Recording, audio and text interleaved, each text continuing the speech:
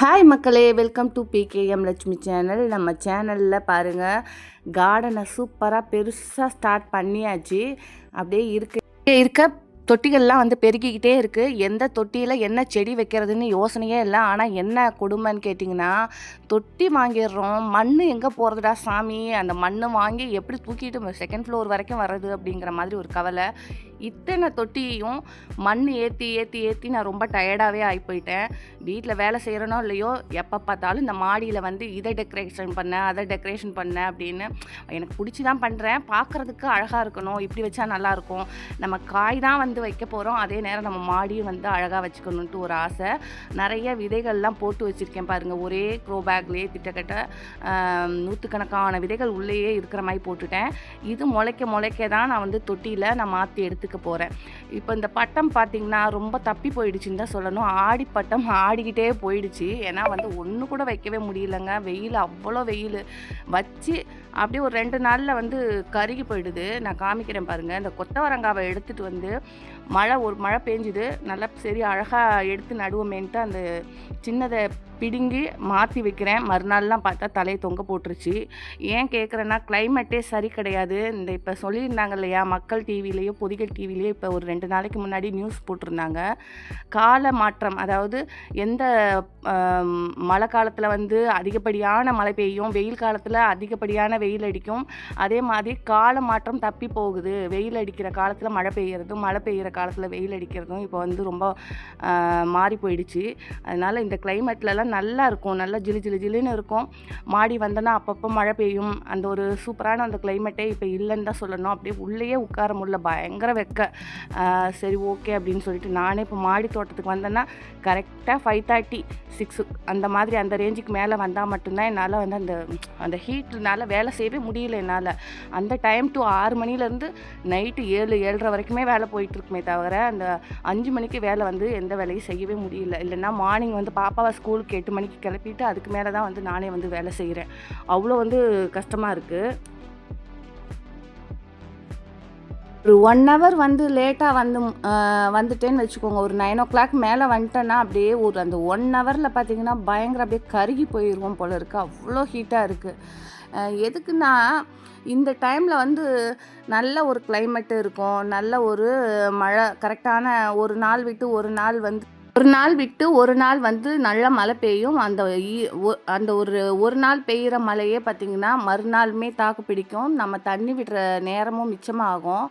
ஆனால் இந்த வருஷம் பார்த்திங்கன்னா, தண்ணி வந்து நாள் விட்டுட்டு போகிறேனாக்கா கண்டிப்பாக வந்து மறுநாள் காலையிலலாம் அப்படியே காஞ்சி போயிருக்கு. ஈவினிங் விட்டேனாக்கா மார்னிங் கூட வந்து அந்த ஈரம் இருக்க மாட்டேங்குது. அந்த அளவு வந்து பயங்கர வெக்கையாக இருக்குது.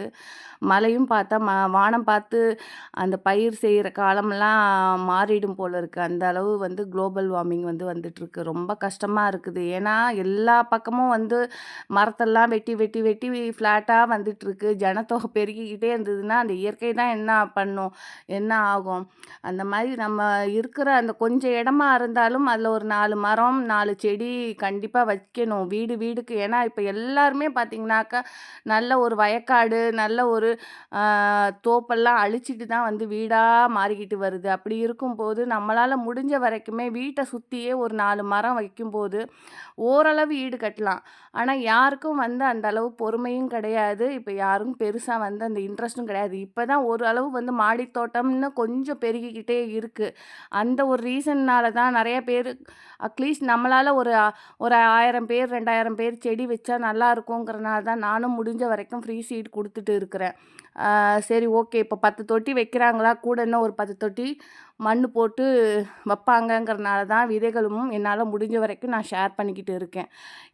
அது மட்டும் இல்லை, நம்ம என்ன தான் வந்து பராமரித்து மெயின்டைன் பண்ணிக்கிட்டு வந்தாலும் கூட நமக்கு வந்து ஒரு நேரம் இல்லைன்னா ஒரு நேரம் சூழ்நிலை வந்து ஒத்துழைக்க மாட்டேங்குது. நம்மளோட ஹெல்த்து இஷ்யூவாக இருக்கட்டும், இல்லை எங்கேயாவது ஃபங்க்ஷன் போகிற விஷயமா இருக்கட்டும், ஒரு 2 நாள் வந்து நம்ம வந்து ரெஸ்ட்லன்னு இருந்துட்டோம்னாக்கா அந்த வருடம் பூரா கஷ்டப்பட்ட அந்த ஒரு இது வந்து 2 நாள்ல பாழா போய் கருகி போயிடும் செடி. அதனால நமக்கு வந்து வீட்ல யாரோட சப்போர்ட்டு நம்மளோட உடல்நிலை, சூழ்நிலை கொஞ்சம் மாறும்போது நமக்கு ஒரு சப்போர்ட் இருந்ததுன்னா 100% எல்லாரும் வந்து மாடித் தோட்டம் ஆரம்பிங்க.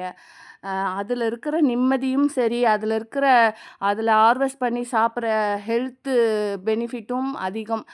அது நான் அனுபவிச்சிருக்கேன். அதனால நான் பார்க்குற என்னோட நண்பர்களா இருக்கட்டும், என் கூட பழகுறவங்களா இருக்கட்டும், எல்லார்கிட்டயும் சொல்லுவேன், 4 காய் செடி வைங்க, 4 பூக்கள் செடி வைங்க அப்படின்னு சொல்லிட்டு நெறைய என்னோட நண்பர்கள்லயே வந்து பார்த்திங்கன்னா, ஒரு 6, 7 பேருக்கு நான் ஒரு 15, 20 வகையான செடிகள், பூச்செடி, காய் செடி நானே தொட்டியில வச்சு கொண்டு போய் அங்க வச்சுட்டு வருவேன், என்னோட நண்பர்கள் வீட்ல. அந்த மாதிரி இப்போ மாறிக்கிட்டு இயற்கையோட ஒத்து போகணும்னு என்னோட அபிப்பிராயம். கால சூழ்நிலைக்கு வந்து ஏற்ற மாதிரி நம்ம மாறிக்கணும். நம்ம வந்து அன்றாடம் வந்து வேலைக்கு போறோமா, சாப்பிட்டோமா, தூங்குனோமான்னு இருந்தோம்னாக்கா, நாளையோட உணவு தட்டுப்பாடு 100% வரும். அந்த நேரத்தில நம்ம இப்பவே விழிச்சுக்கணும். விழிச்சிட்டு நமக்கான தேவைகளுக்கு ஒரு பாதியாவது நம்ம வீட்டு தோட்டத்தில கண்டிப்பா நீங்க போட்டு, நாளை உணவு தட்டுப்பாடு ஆகாத அளவுக்கு நம்மளே உற்பத்தி பண்ணிக்கிற ஒரு பக்குவம் வரணுங்கிறது தான் என்னோட தனிப்பட்ட வேண்டுகோள். இதில வந்து நெறைய நண்பர்கள் நம்மளோட தோட்டக்குழு சார்பா நெறைய நண்பர்கள் வந்து என்னை மீட்டிங் கூப்பிடுறாங்க. என்னால போகவே முடியாது. ஏன்னா என்னோட சூழ்நிலை பார்த்தீங்கன்னா, கார்டன் வேலையும் நானே செய்யணும், வீட்டு வேலையும் நானே செய்யணும், குழந்தைய ஸ்கூலுக்கு அனுப்பணும், 1008 வேலை. இந்த இதுக்கு நடுவுல வீடியோஸும் நான் வந்து எடிட் பண்ணி போடணும்.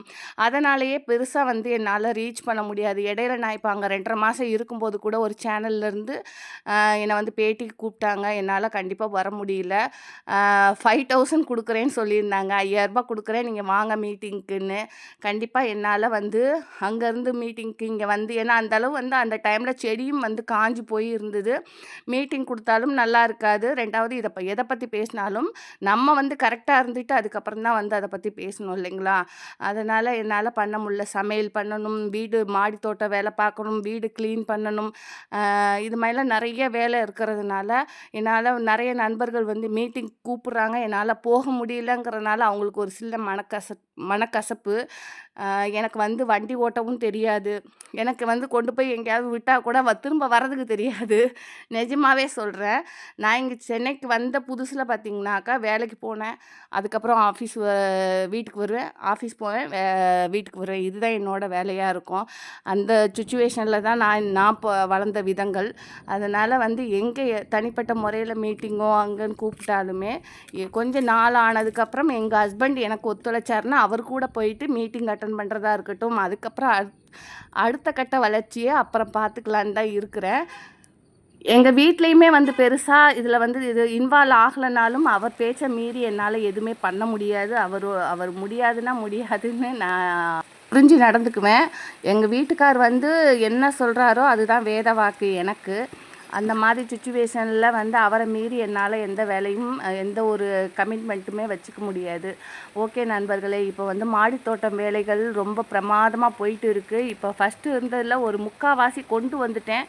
இன்னும் ஒரு 1/4வாசி தொட்டியெல்லாம் நிரப்ப வேண்டியது இருக்குது. மண் தட்டுப்பாடுனால ரொம்ப வந்து கஷ்டமா இருக்குது. சரி ஓகே, இப்படியே கொஞ்சம் கொஞ்சமாக ஸ்டார்ட் பண்ணுவோன்னு தான் முயற்சி பண்ணுறேன். நீங்களுமே எல்லாருமே கார்டன் ஸ்டார்ட் பண்ணுங்கள். ஹாப்பியாக இருங்க, ஹெல்த்தியாக இருங்க. ஓகே, பாய்.